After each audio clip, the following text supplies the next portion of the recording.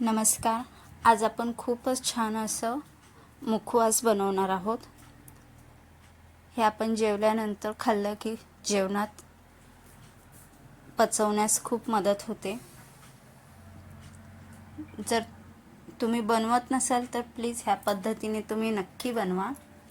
मी इथे साहित्य घेतलेलं आहे. अर्धा चमचा हळद, अर्धा चमचा मीठ, सफेद तीळ घेतलेले आहेत 100 ग्रॅम, अर्धी वाटी मी धने घेतलेले आहेत भाजलेले, एक वाटी बडीशोप घेतलेली आहे आणि 100 ग्रॅम ओवा घेतलेला आहे.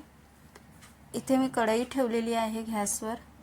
त्यामध्ये आपण बडीशोप टाकून घेणार आहोत. इथे मंद आचेवरती आपण बडीशोप भाजून घ्यायची आहे. बडीशोप छान अशी कुरकुरीत झाले की आपण काढून घेणार आहोत. बडीशोप झालेली आहे. त्यानंतर आपण धने टाकून घेणार आहोत. धने भाजलेलेच आहेत पण आपण थोडेसे कुरकुरीत होऊ म्हणून थोडे भाजून घेणार आहोत.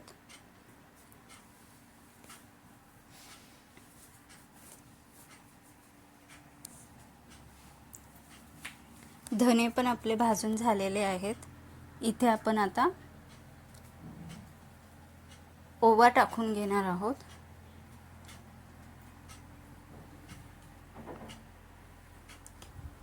ओवा भाजून झाला की आपण त्यानंतर सफेद तीळ टाकून घेणार आहोत.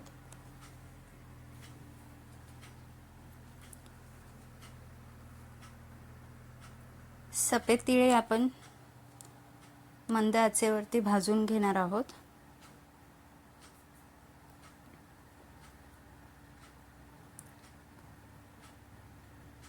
तीळही आपले भाजून झालेले आहेत. सगळ्या गोष्टी मिक्स करून घेणार आहोत.